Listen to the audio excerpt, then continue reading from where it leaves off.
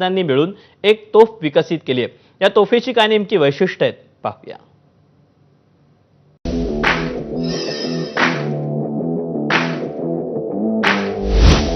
DRDOने एक अशी तोफ बनवलेली आहे ज्याला MGS असा म्हटलं जातं आणि हा एक इम्पॉर्टंट रोल प्ले करणार आपल्या डिफेन्स सेक्टरमध्ये।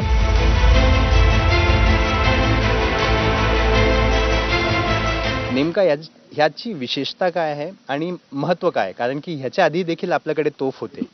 याची बेसिकली सर्वात महत्त्वाची जी विशेषता आहे ती म्हणजे क्विकली तुम्ही डिप्लॉय करू शकता। 80 सेकंदामध्ये तुम्ही गाडी थांबल्यानंतर लगेच त्याला डिप्लॉय करू शकता आणि पहिला राऊंड फायर करू शकता। आणि दुसरी महत्त्वाची गोष्ट म्हणजे इमिजिएटली तुम्ही आउट ऑफ ॲक्शन येऊ शकता। तर 85 सेकंदामध्ये तुम्ही सर्व क्लोज करून इथून पळून जाऊ शकता। याची गरज यासाठी असते की इथून जेव्हा गोळा फायर होतो तेव्हा त्या गोळ्याचा ट्रॅक आयडेंटिफाय करून दुश्मनकडून सुद्धा तिकडून एक वेगळा गोळा येऊ शकतो। त्यासाठी याची ही एक महत्त्वाची रिक्वायरमेंट आहे की in action quickly and out of action also quickly.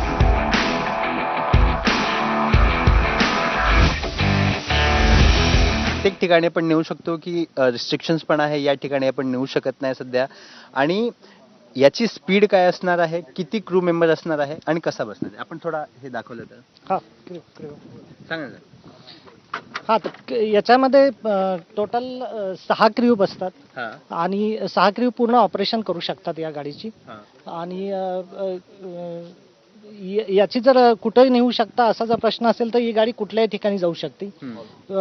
Like desert, like high altitude, प्रत्येक ठिकाणी जाऊ शकते। आणि आम्ही याच्या एक्सटेन्सिव्ह ट्रायल्स केलेल्या आहेत गाडीच्या।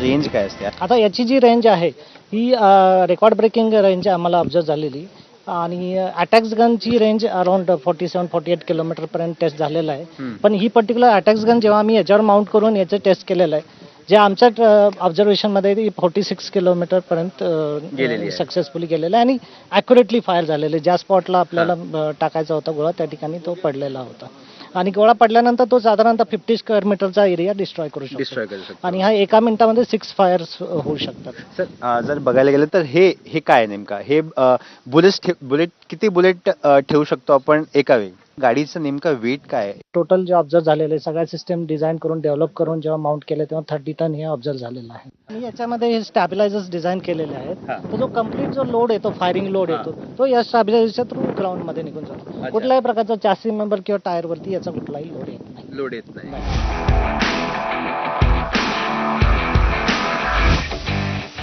देशच्या डिफेन्स मध्ये हे कधी जाणार आहे? ॲक्च्युली आता आम्ही DRDO मध्ये प्रोसिजर प्रमाणे टेक्नॉलॉजी डेमॉन्स्ट्रेटर प्रोजेक्ट घेऊन ही सिस्टम डेव्हलप केली आणि त्याच्या DRDO इंटरनल ट्रायल्स कंप्लीट केलेले आहेत। आता युजर ट्रायल्स होतील आणि युजर ट्रायल्स नंतर आम्ही आता ह्याची पूर्ण टेक्नॉलॉजी डेव्हलपमेंट पार्टनरला ट्रान्सफर केली आहे। So development partner will respond to the RFP by किती ऑर्डर्स आतापर्यंत आलेल्या? 800 असा बोलला जातोय।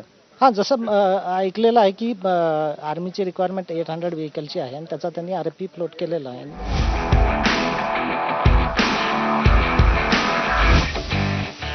कल्याणीचं काय नेमका सर? हा जो वरचा जो पोर्शन आहे ही जी गन आहे ही आमची जी सिस्टर लॅब आहे ARD त्यांनी डेव्हलप केलेली गन आहे थ्रू कल्याणी। सो ती गन आम्ही त्यांच्याकडून बनवून घेऊन, पण that is also suitably modified to be able to mount on the. ही गेम चेंजर गाडी आहे असं आपण बोलू शकतो? येस, डेफिनेटली गेम चेंजर डिफेन्स सेक्टरमध्ये। तर आपण पाहिलं की डिफेन्स सेक्टरमध्ये ही जी व्हेकल आहे MGS आहे ती गेम चेंजर असल्याचा बोलला जात आहे। कॅमेरा पर्सन प्रशांत मानेसह सूरज ओझा, ABP माझा, अहमदनगर। वळूया पुढच्या बातमीकडे। जेव्हा 75ची शाल अंगावर पडते त्याचा अर्थ आता थांबावे असा असतो। 75 नंतर माणसानं बाजूला होत इतरांना संधी दिली पाहिजे असा